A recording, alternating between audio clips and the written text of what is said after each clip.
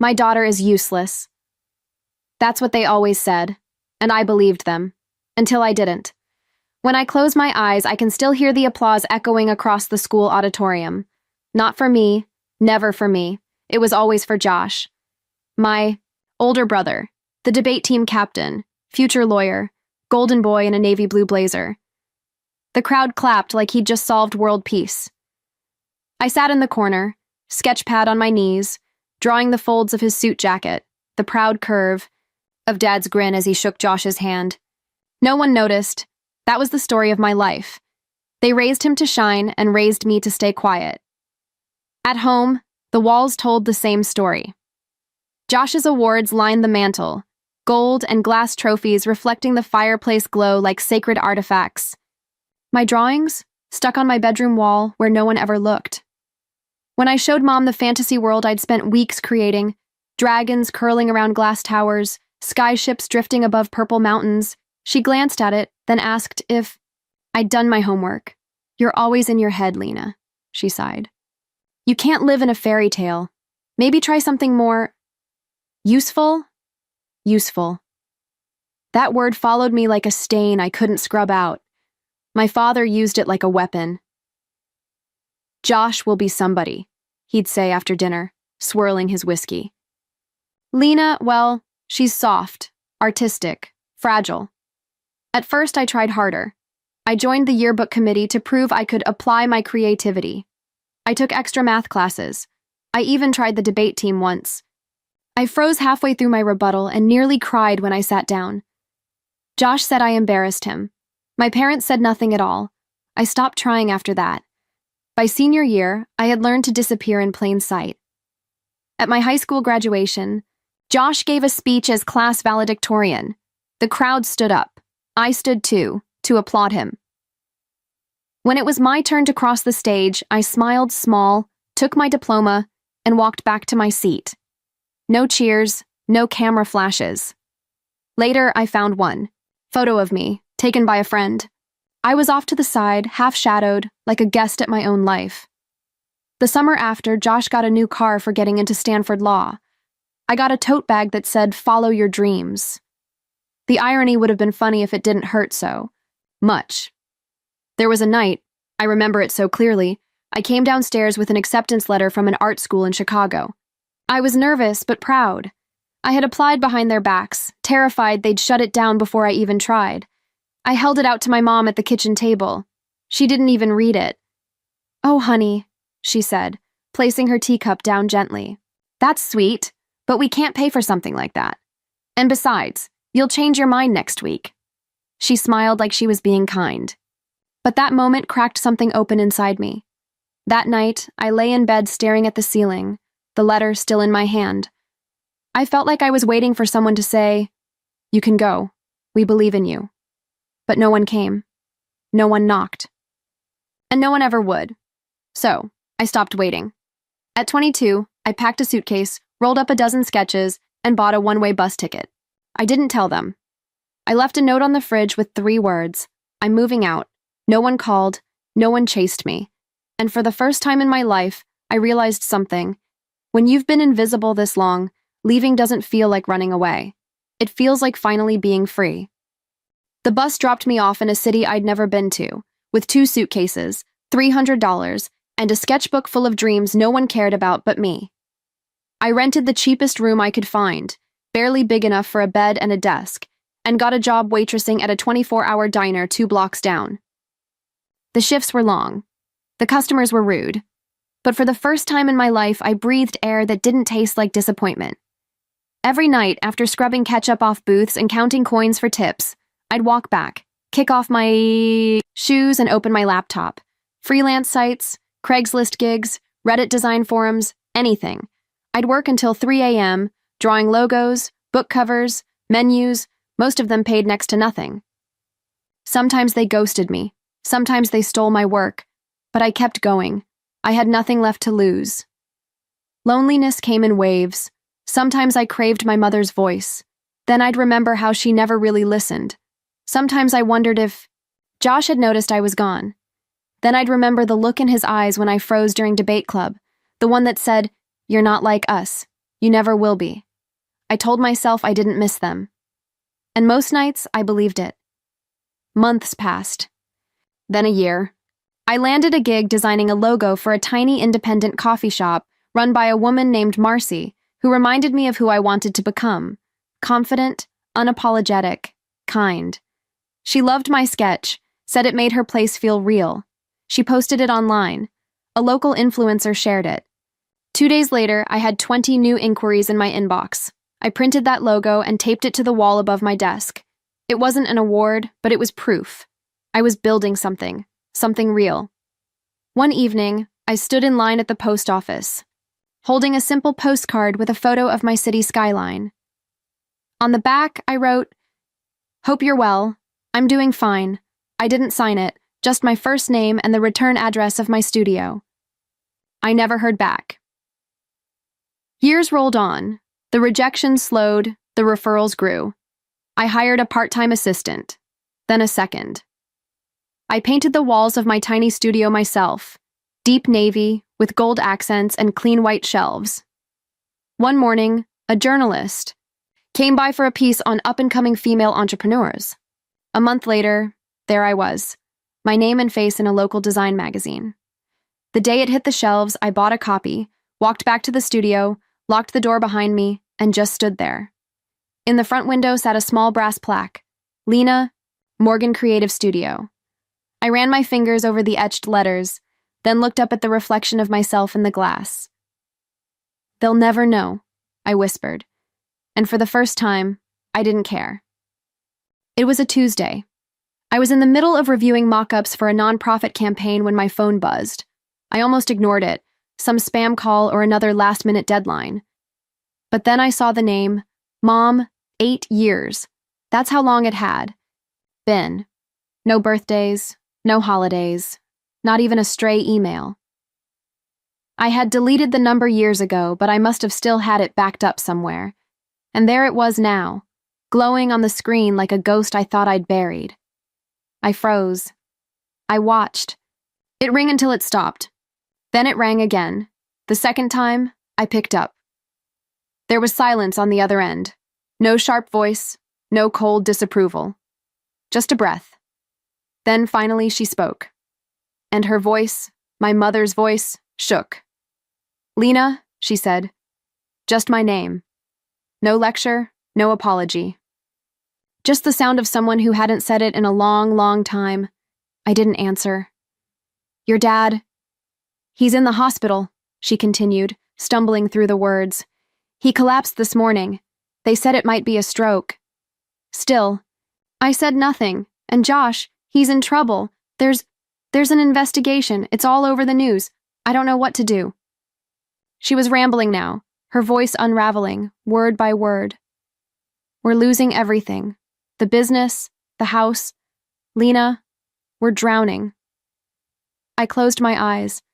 I could almost hear her sitting in our old kitchen, maybe by the window, the same place she once told me not to waste time on my fantasy drawings.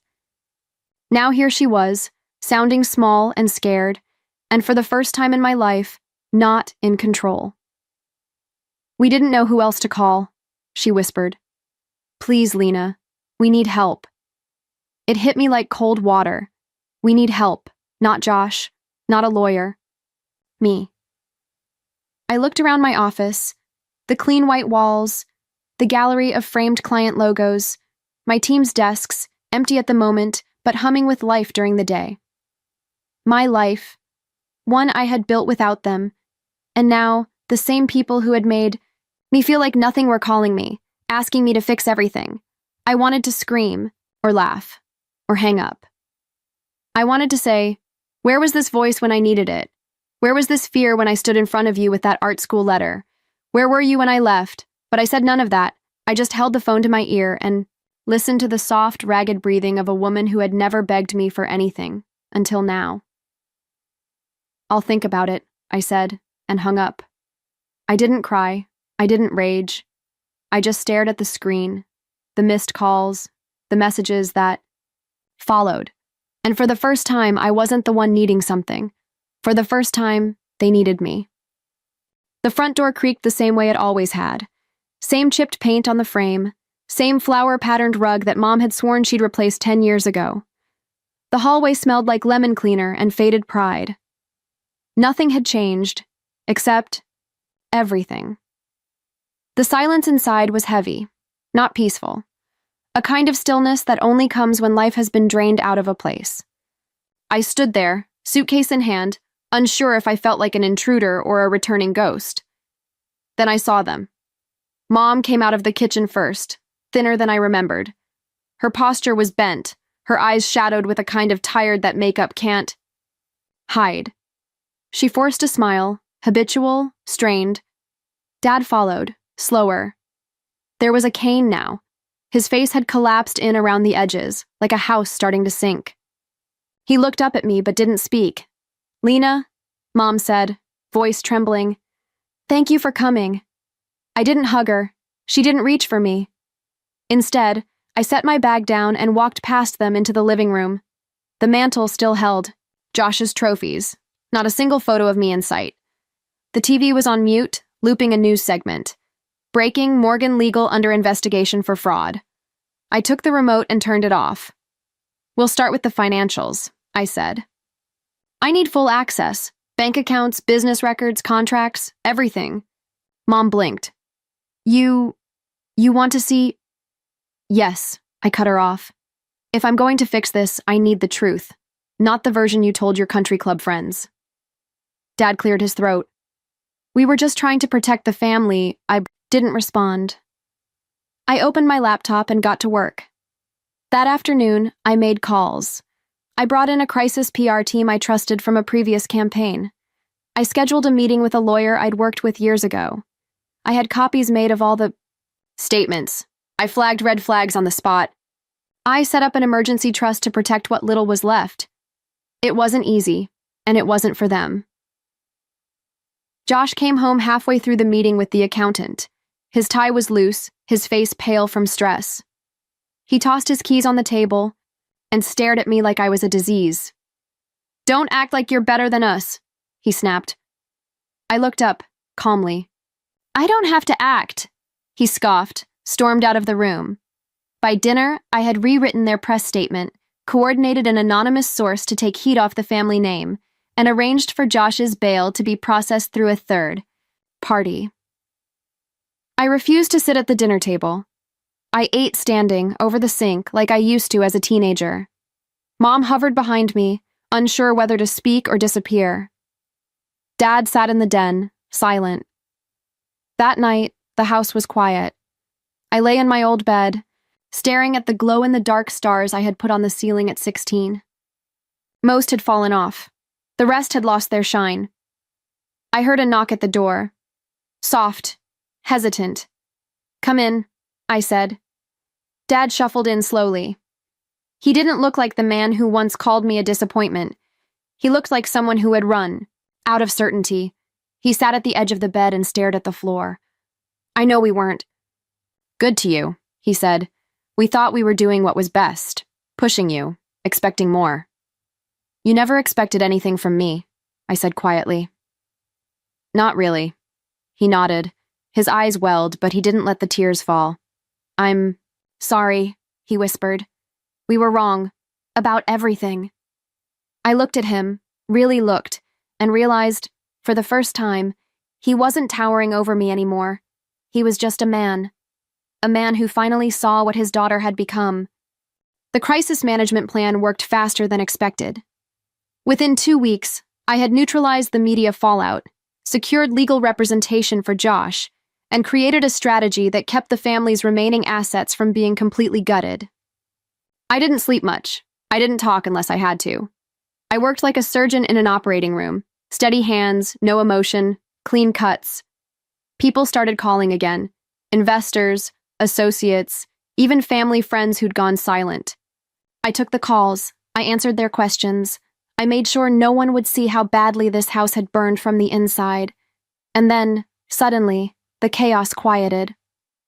One morning, I came downstairs to find my mother in my old room, flipping through paint swatches and holding up curtain fabrics. "I was thinking," she said, holding up a pale blue sample, "we could repaint in something fresh. Make this room feel more like you. You could stay here. Longer. I didn't answer. I looked around at the posters still curled at the corners, the dent in the wall from when I threw a sketchbook in high school. She wanted to reset, the past like it was a matter of redecorating. Josh was in the kitchen, humming as if he hadn't nearly destroyed the family's name. When I passed him, he gave me a lopsided grin and said, "You always did like cleaning up messes, huh?" My father, reading the newspaper at the table, chuckled along. They were all trying, in their own warped ways, to pretend things were normal. Again. But it wasn't normal. I wasn't the girl who begged them to read her application letter. I wasn't the invisible shadow behind Josh's spotlight. "I didn't come back for comfort," I said, setting my coffee mug down with a sharp clink. "I came to clean up the mess you left me out of." The silence after that was thicker than anything I'd ever felt in this house. Mom stopped mid-swatch. Josh left the room. Dad lowered his paper and stared at me, really stared, like he was finally starting to understand. I went upstairs and began packing. No drama, no fight, just folded clothes, zipped bags, unplugged chargers. By nightfall, my suitcase stood by the door again. Mom stood near it, her hand gripping the handle. Her eyes were glassy. "You don't have to go, Lena. You could stay. We could start fresh." I looked at her. "You don't get to say that now." Josh muttered something from behind her. I didn't care enough to ask what. Then my father, his voice hoarse, said it out loud, "Please, stay." They had never asked me to stay before, but I wasn't 17 anymore. I picked up my bag, opened the door, and walked out without looking back. This time, they were the ones left behind. 3 months later, the air in my studio buzzed with energy. The morning sunlight poured through the tall windows, casting gold across a row of desks where 5 young designers tapped away, headphones in, faces lit with quiet purpose. My logo was now etched into the glass door. Lena Morgan Creative Studio. And under it, in smaller letters, mentorship, media, identity. We'd just landed our biggest contract yet, a brand overhaul for a women's health startup. I was scheduled to speak at a creative leadership summit next week, and today I was hosting a portfolio workshop for a group of college seniors who reminded me so much of myself back then, hungry, unsure, dreaming in secret. As I straightened, a stack of handouts by the coffee table, my phone vibrated. Unknown number, no name, just a voicemail icon. I let it go, but something in my chest knew before I even tapped play. My mother's voice came through, small and hesitant. "Hi, Lena. I know you probably won't answer. I wanted to say, we saw the article about your award, your speech. It was beautiful." A pause, a breath. "We're proud of you." That was it. Not long, not elaborate, but more than I'd ever heard in 3 decades. I stared at the screen for a few seconds, thumb hovering over delete. Then I smiled, just slightly. I tucked the phone into my bag and turned toward the front doors, where a small crowd of eager, nervous faces waited, with portfolios in hand and hope in their eyes. As I opened the doors and welcomed them in, I didn't think about the house I left behind.